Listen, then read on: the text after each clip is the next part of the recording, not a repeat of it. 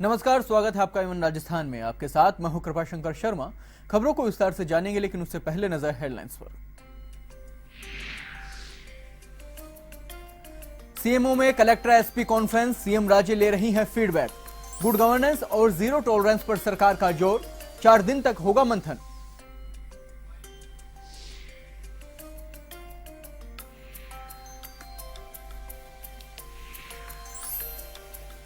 हिंगोनिया गौशाला मामला, जस्टिस महेश चंद्र शर्मा ने सुनाया फैसला। नहीं बदलेगा गौशाला भूमि का स्वरूप, एसीबी को भ्रष्टाचार की जांच के दिए निर्देश।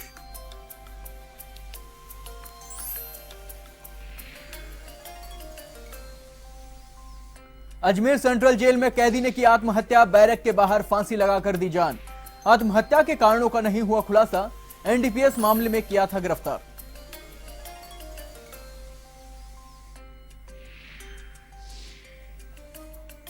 अनूपगढ़ पुलिस की बड़ी कार्रवाई, मानव तस्करी मामले में महिला समेत 3 आरोपी को किया गिरफ्तार।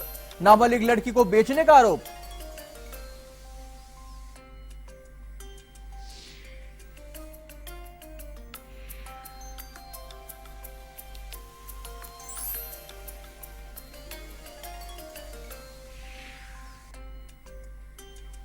प्रदेश के उत्तरी पश्चिमी जिलों में बदला मौसम का मिजाज, धूल भरी आंधी के बाद बरसी राहत।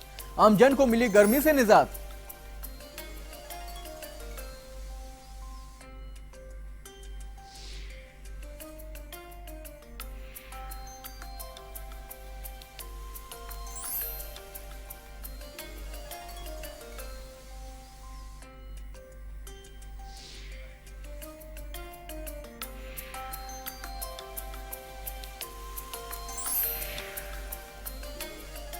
एवं राजस्थान में अब खबरें विस्तार से। सीएमओ में 4 दिवसीय कलेक्टर एसपी कॉन्फ्रेंस का आगाज हुआ है। सीएम वसुंधरा राजे की मौजूदगी में पहले और दूसरे दिन 19 विभागों के एससीएस, प्रमुख सचिव और सचिव प्रेजेंटेशन देंगे। कौन सा जिला किस स्कीम में टॉप 5 और कौन कौन से 5 जिले परफॉर्मेंस करने में पीछे रहे हैं, इसका प्रेजेंटेशन के बाद रिव्यू होगा। इस दौरान सीएम सीधे कलेक्टरों से बात करेंगे।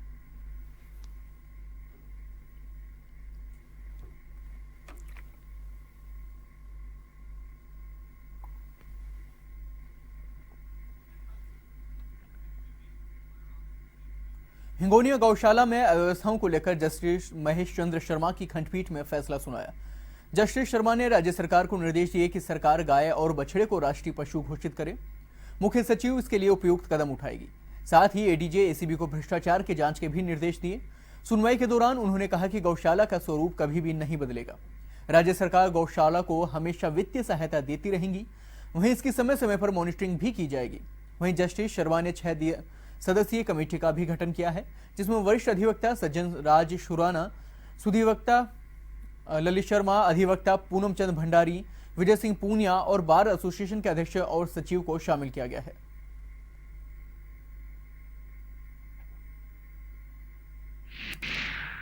2010 में हमने रिट लगाई थी हाईकोर्ट में, क्योंकि यहाँ पर करीबन 50-60 गायें हिंगोनिया गौशाला में पर डे मरती थी लापरवाही से और भ्रष्टाचार के कारण से। जब से हाईकोर्ट में मामला आया काफ़ी सुधार हुआ था, और आज हाईकोर्ट ने जो फैसला दिया है उसे 2-3 बातें, हालांकि 19 डायरेक्शंस दिए हैं उसके अंदर, लेकिन 2-3 बातें बहुत इंपॉर्टेंट हैं। एक तो उन्होंने ये कहा है कि जैसे नेपाल ने गाय को राष्ट्रीय पशु घोषित किया है, वैसे सरकार को चाहिए इसको राष्ट्रीय पशु घोषित करे।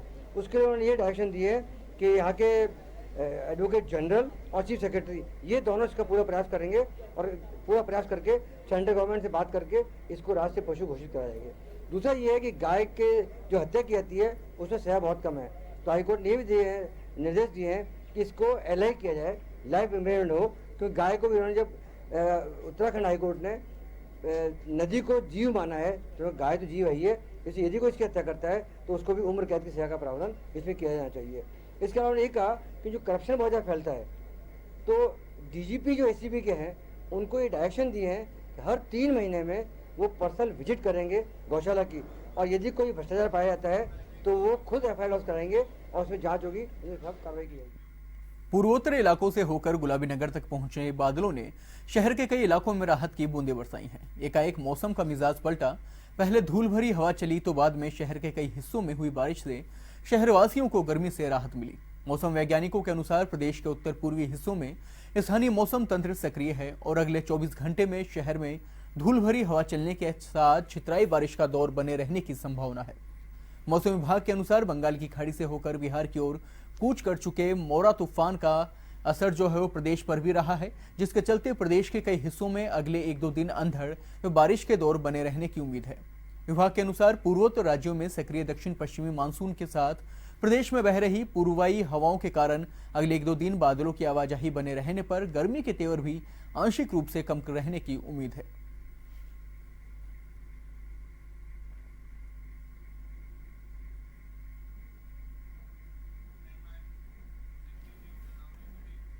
भरतपुर की पंचायत समिति सीकरी में पुलिस के लिए सिरदर्द बनी लूट की घटनाएं कम होने का नाम नहीं ले रही हैं। वहीं बुधवार को बदमाशों ने बाइक सवार को लूट का शिकार बनाया। जानकारी के अनुसार 4 हथियारबंद बदमाशों ने इस वारदात को अंजाम दिया है। पीड़ित उदय सिंह ने बताया कि वह अपने भाई के साथ बैंक जा रहा था। इसी दौरान बाइक लेकर आए बदमाशों ने उनको रुकवाकर बंदूक दिखाकर उनके हाथ से बैग छीनकर फरार हो गए। बैग में करीब 1,50,000 रुपए रखे हुए थे। साथ ही बदमाशों ने पीड़ित की जेब में रखे 20,000 और जरूरी कागजात लेकर भी फरार हो गए। सूचना के बाद मौके पर पहुंची पुलिस ने मामले की जानकारी लेकर जांच शुरू कर दी है।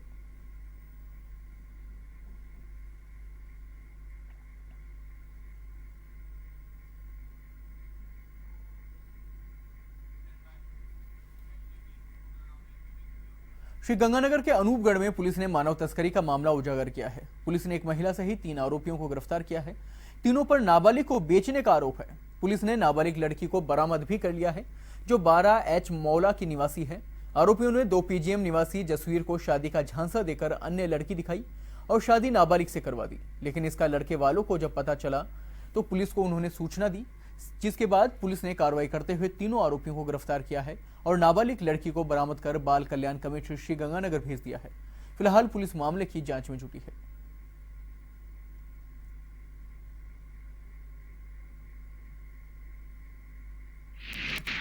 मामला प्रकाश में आया है जो मानव तस्करी की श्रेणी में आता है। 2 PGM गांव के अंदर एक लड़की को 12H मोहल्ला थाना के श्रीशंकुर इलाके से 40,000 रुपये में बेच दिया।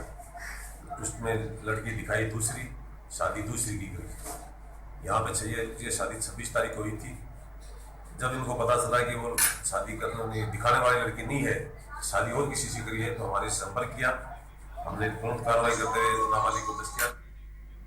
सीकर के रिंगस थाना इलाके में भोपतपुरा गांव के पास एक अज्ञात वाहन ने बाइक को टक्कर मार दी। हादसे में बाइक सवार बावड़ी गांव निवासी हरलाल सिंह बाजिया की मौके पर ही मौत हो गई। घटना की सूचना के बाद मौके पर पहुंची पुलिस ने मृतक के शव को रिंगस CHC के मोर्चरी में रखवाया है और अज्ञात वाहन के खिलाफ मामला दर्ज कर जांच शुरू कर दी है।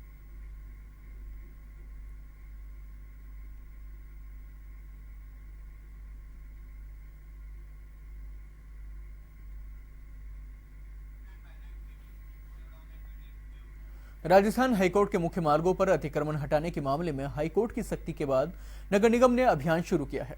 इसके तहत बुधवार को दूसरे दिन भी निगम दस्ते ने कार्रवाई करते हुए सड़क सीमा में अतिक्रमण हटाने की कार्रवाई की। इस दौरान निगम दस्ते ने कार्रवाई करते हुए पावटा सब्जी मंडी, रोडवेज बस स्टैंड के आसपास सड़क सीमा में दुकानों के आगे अवैध रूप से रखा सामान जब्त कर लिया है। वहीं कई दुकानदारों ने दस्ते को देख सामान दुकानों में रखना शुरू कर दिया। साथ ही कार्रवाई के दौरान दस्ते को व्यापारियों के मामूली विरोध का भी सामना करना पड़ा। निगम अधिकारियों का कहना है कि निगम की यह कार्रवाई आगे भी निरंतर जारी रहेगी। उन्होंने कहा कि निगम को कार्रवाई के बाद हाईकोर्ट में पालना रिपोर्ट पेश करनी है। आपको बता दें कि 2 जून को हाईकोर्ट में इस मामले की याचिका पर सुनवाई होगी। गर्मी के इन दिनों में अलवर में गहराता पेयजल संकट लोगों के लिए परेशानी का सबब बना हुआ है। शहर के राजगढ़ कस्बे में पानी की समस्या से लोग परेशान हैं। इस विकट पेयजल समस्या को देखते हुए तहसीलदार AEN JEN ने विभिन्न मोहल्लों में जाकर जायजा लिया। हालांकि इस दौरान लोगों ने अधिकारियों को जमकर खरी खोटी सुनाई। वहीं तहसीलदार रामप्रताप शर्मा ने 5 दिन में समस्या का समाधान करने का आश्वासन दिया है।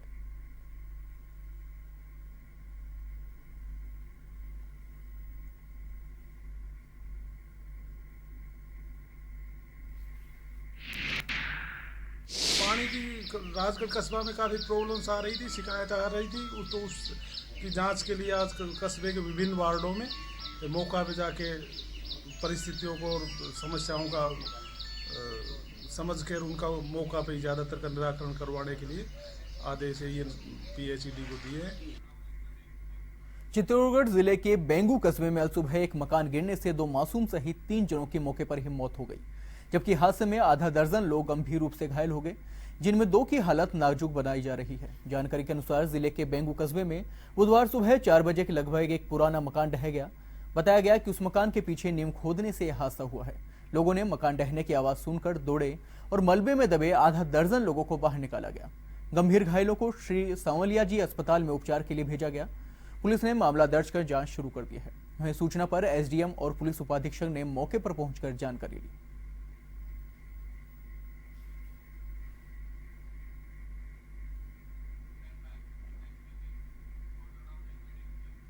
झुंझुनू शहर की गोपाल गौशाला के पास स्थित मुक्तिधाम के पास एक युवक का शव मिलने से सनसनी फैल गई है, जिसकी सूचना पर कोतवाली पुलिस मौके पर पहुंची और शव को बीडी के अस्पताल को मोर्चरी में रखवाया है। अभी तक शव की शिनाख्त नहीं हो पाई है। बताया जा रहा है कि मृतक की उम्र करीब 35 साल के आसपास है। फिलहाल पुलिस मामले की जांच में जुटी है।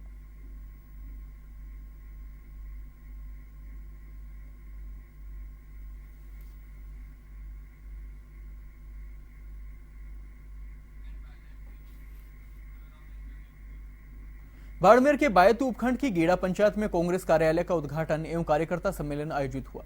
पूर्व मंत्री हेमामारम चौधरी ने बीजेपी निशाना साधते हुए आड़े हाथों लिया है। उन्होंने कहा कि कांग्रेस सभी धर्मों का सम्मान करती है। कांग्रेस ने गरीब जनता व किसान वर्ग के हित में कार्य किए हैं। चौधरी ने कहा कि बीजेपी सरकार ने हमेशा गरीब जनता के साथ झूठे वादे किए हैं। पूर्व सांसद एवं एआईएसी सचिव हरीश चौधरी ने पीएम मोदी के चुनाव में जसोल फांटे पर बाड़मेर में आम लगाने जैसे झूठे वादे करके जनता को भ्रमित किया। इस दौरान जिला प्रमुख प्रियंका मेघवाल, पीसीसी सचिव रूपाराम धंधे, पूर्व विधायक चौहटन पद्माराम मेघवाल सहित कांग्रेस के वरिष्ठ कार्यकर्ता सहित सैकड़ों लोग मौजूद रहे।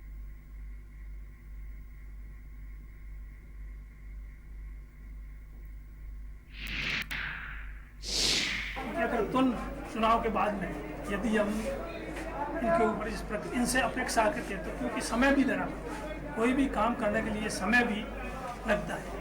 3.5 साल का समय गुजरने के बाद भी इन्होंने जब जनता की कोई सुध नहीं ली किसी प्रकार की, तब जाकर के मजबूरन हमें ये कार्यालय खोलना पड़ा।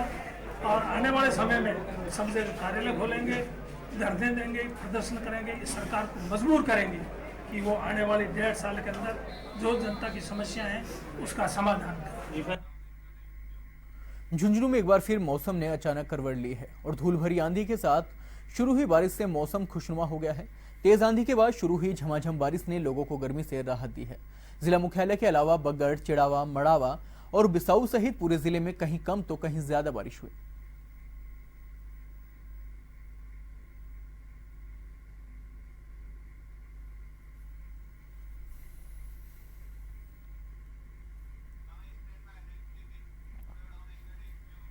राजधानी के फुलेरा कस्बे में स्थित बंधे के बालाजी का 51वां वार्षिक मेला कवि सम्मेलन के साथ संपन्न हुआ। सेवा समिति के पदाधिकारी सत्यनारायण कुमावत ने बताया कि इस अवसर पर मंदिर को भव्य श्रृंगार, 56 भोग झांकी से सजाया गया और महाआरती भी की गई। वहीं रात्रि में कवि सम्मेलन का आयोजन भी किया गया, जिसमें आसपास के कस्बे और गांवों के लोगों का जनसमूह उमड़ा।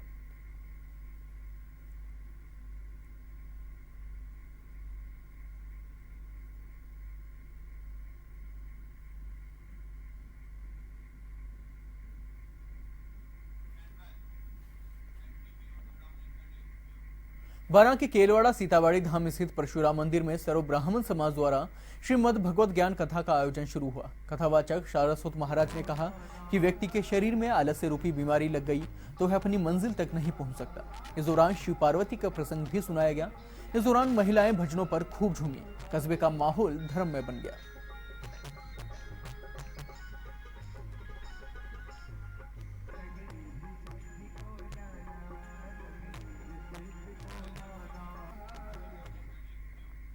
उपखंड मुख्यालय के ओटवाला रोड पर नवनिर्मित श्री सायला बालाजी मंदिर की प्राण प्रतिष्ठा से पूर्व भव्य जल यात्रा का आयोजन किया गया।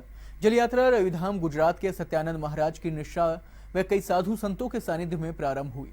जल यात्रा निबारानाथ महादेव मंदिर से रवाना होकर शहर के मुख्य मार्गों से होते हुए नवनिर्मित बालाजी मंदिर पहुंचकर विसर्जित हुई। शोभा यात्रा में हाथी, घोड़े भी शामिल हुए।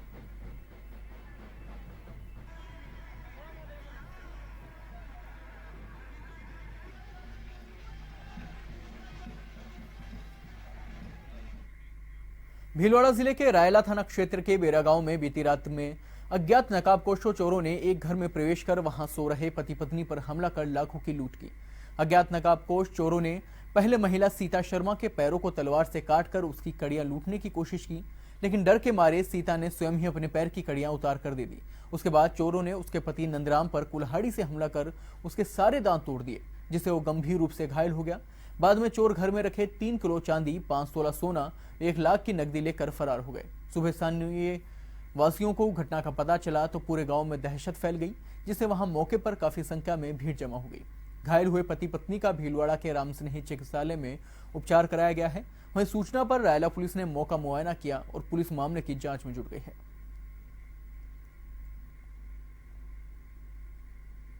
अलवर में इन दिनों पुलिस की ओर से यातायात नियमों की पालना के लिए जागरूकता अभियान चलाया जा रहा है। इसी क्रम में शिवाजी पार्क थाना इलाके के तिजारा रोड पर शिविर लगाया गया। यहां शिवाजी पार्क थाना अधिकारी विनोद सामरिया ने यातायात नियमों की जानकारी दी।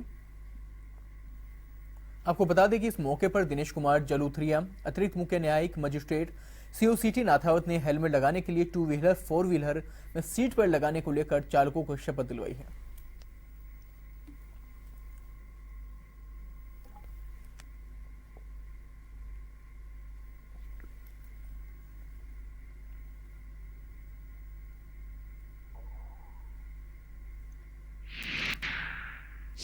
आज पुलिस थाना शिवाजी पार्क की ओर से यातायात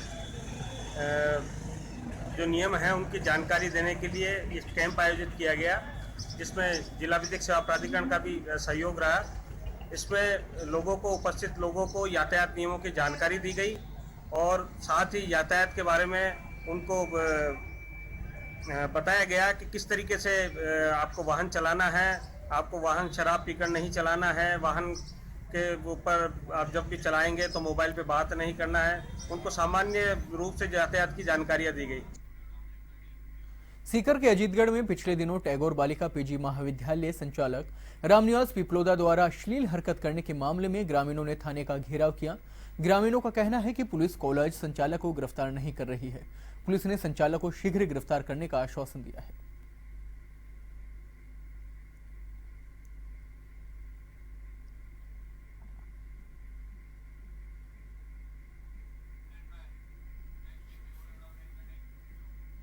पिंक सिटी में global initiative event managers day के तहत मंगलवार को होटल क्लास कामेर में 2 दिवसीय समारोह की शुरुआत हुई। दुनिया के 50 से अधिक देशों में 31 मई को मनाए जाने वाले इस समारोह के तहत हुए तस्वूर कार्यक्रम में जाने माने शायर और गीतकार इकराम राजस्थानी ने प्रेम भरी शायरी पेश की। वहीं उन्हीं के लफ्जों पर प्रसिद्ध चित्रकार गोपाल स्वामी खेतांची ने कैनवास पर पेंटिंग उकेरी। प्यार के विविध पक्षों पर रोशनी डालते हुए इकराम राजस्थानी ने शेर कहे। उनका साथ देते हुए मूर्तिकार पद्मश्री अर्जुन प्रजापति ने मिट्टी पर प्रेम का लाइव अक्स उभारा। इस अवसर पर इवेंट गुरु अरशद हुसैन, फोरम के जनरल सेक्रेटरी हरप्रीत सिंह सहित बड़ी संख्या में इवेंट सेक्टर के प्रतिनिधि मौजूद रहे।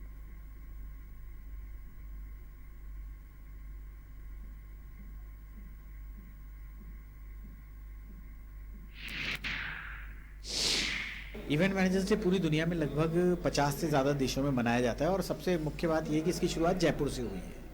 तो जयपुर में हमेशा क्रिएटिव इवेंट्स होते हैं, पूरी दुनिया की नज़र उन पर रहती है। उसी कड़ी में आज हमने ये कार्यक्रम तसव्वुर आयोजित किया है। यहाँ पे तसव्वुर में एक शायर का तसव्वुर अलग है, एक चित्रकार का तसव्वुर अलग है, एक मूर्तिकार का तसव्वुर अलग है, हर कलाकार का तसव्वुर अलग है। तो हमने इस तसव्वुर कार्यक्रम के अंदर कोशिश की है कि तीनों का जो अपना अपना तसव्वुर है वो हम लोगों के सामने आए।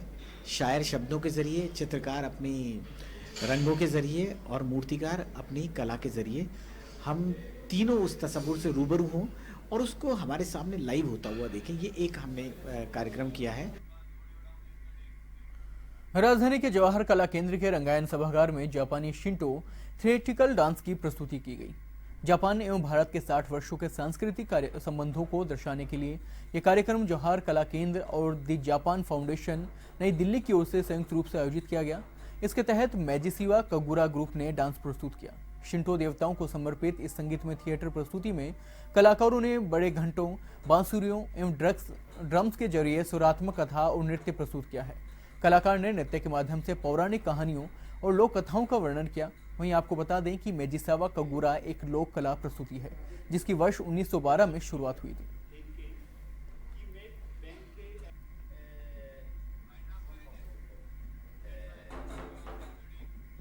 फिलहाल खबरों में इतना ही। देश और दुनिया की बाकी खबरों के लिए देखते रहिए एवन टीवी। नमस्कार।